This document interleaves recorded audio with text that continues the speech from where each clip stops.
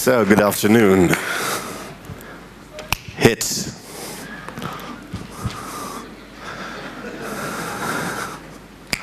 Yes, there they are. Good afternoon. Yeah, the talk is called Gamification for Dinosaurs, and these are these people. Maybe you know these people, and they are the people within organizations that somehow have heard of this magical word, gamification, and somehow found that they had to do something with it in their company or in their school or in their museum, whatever they have. So they invite some of us, gamification people, and some people even might have some budget for this. But you have to sell it to them because they actually do not know what it's about. Gamification for dinosaurs. And I start with asking the question, which face do you most often see in a museum, for instance? Okay, I see the half of the text is missing.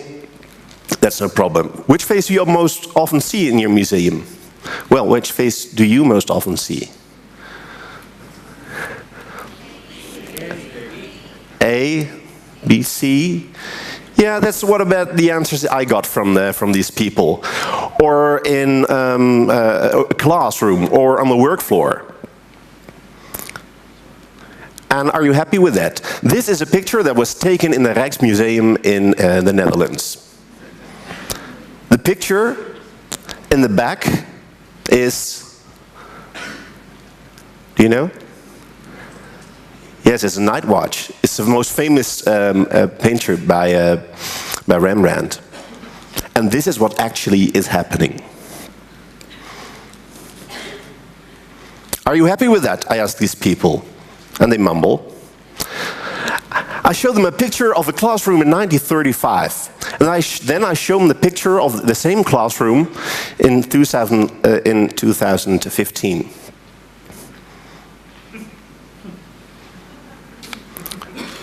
Of a shopping street in 1935.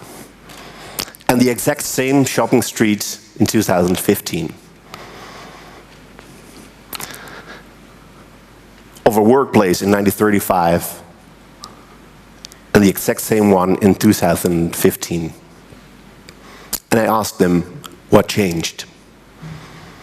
Well, a lot of things changed, but there is one major difference that made a big change. What changed when it comes to dealing with information and dealing with media? This changed. In 1982, we got this magnificent machine, and this made a big difference. Why? Because the people, the dinosaurs I talked about, were used to a certain type of dealing with information. They were used to watching. They were used to listening. Now they got this. The television screen they knew from watching could do this. Do you know the game? It's called Bong. Yeah, points for you. And this, you could do this. In the late 70s, in the early 80s, you could do this. It's just 2 panels.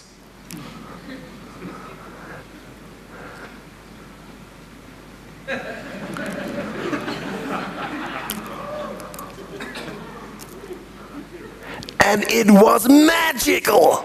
It was great. You could this. People went ballistic over this. And then we got the whole revival of games. You got games like this. It's called Space Invaders. Yeah, good one. And this one, of course, Pac-Man. Okay. I'm just looking at what your age is at the moment. Yeah. We went ballistic about this. You could actually do something and something changed on your television. Wow, that was magic. So what, the dinosaurs would say? You're trying to tell us something? These people, the builders, baby boomers, Generation X, people that grew up until 1980, they grew up in the old media paradigm. They grew up in an age of you send and I receive. We call this the lean backward generation. The communication was passive, it was about receiving. And they had very little influence. The only influence they got was the machine they had in their hand, the remote, and that was only in the early 80s. I didn't have a remote until 1990. And this is what experience was to them. Experience was, I look so I experience, or I listen. The greatest machine of their ages were the radio. You could listen. And the TV, you could sit and watch. And of course, this one. The Betamax video recorder. I call them the watch people. They're used to watching. And with the coming of the computer, we got a new generation. Generation Y, Z, G, whatever you want to call them, new generations. They grew up in a new media paradigm. We call them lean forward. These people are used to being active, being engaging, having a lot of influence. Their way of dealing with information is not I listen or I look. No, I do, so I experience. And this is a major shift in how we deal with information and how we want to react to information. And of course, the computer games became greater and more interesting, and computer games now look like this. And this is, of course, World of Warcraft, yes, still. And to give an indication to these people, we really don't take playing that serious, because most commonly we say, well, it's playing, you know, we're here for work. I tell them how serious this is. World of Warcraft, and these are some numbers by Chain Mechanical, until today, all people that have been playing World of Warcraft, and you can measure actually how much time they spend on it. If you calculate it, until today, we have been playing World of Warcraft for 6 million years.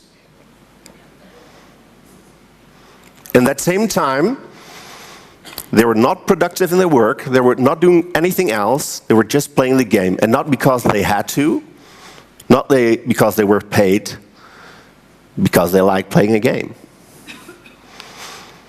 People nowadays have been playing 10,000 hours of games before they turn 21. That's more than the number of the hours they spend in high school altogether. Weekly, we spend 3 billion hours playing online games. Jane McGonigal has a nice explanation for it. She says, because we are not challenged enough in our daily lives. So there's maybe a gap in how we work and how we interact in our daily lives and in games. This is how we look like when we play games. It's a strong focus. She's totally in on it. She's having a hard time, just like Thijs just said. Gaming is often not easy. It's hard. This is typical game face. And when I asked them, well, what's your average idea of a gamer? What is the average gamer? Just shout out. C? Oh, wonderful compliments for you. I shouldn't have expected anything else. They were probably thinking of this guy. Really, a lot of people do. The average gamer actually is indeed 35 years old. Has been playing for 17 years. Is about 50% female. And still growing strong. More and more girls are playing. Anne should really like that. I think she does. And they're quite social.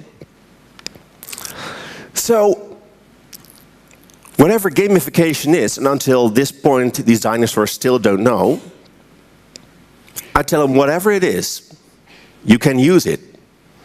Somehow there are all of these elements in games that you can use to apply to everyday life, that you can apply to your systems, that you can apply to schools, to your businesses. For me, it's about getting this type of game of engagement and apply it in those other areas. You still don't know what gamification is. You don't need to. This is what we want. So at this point, the dinosaurs would say, okay, well, interesting. So, yeah, well, yeah. Okay. Okay, you know, let's make a game.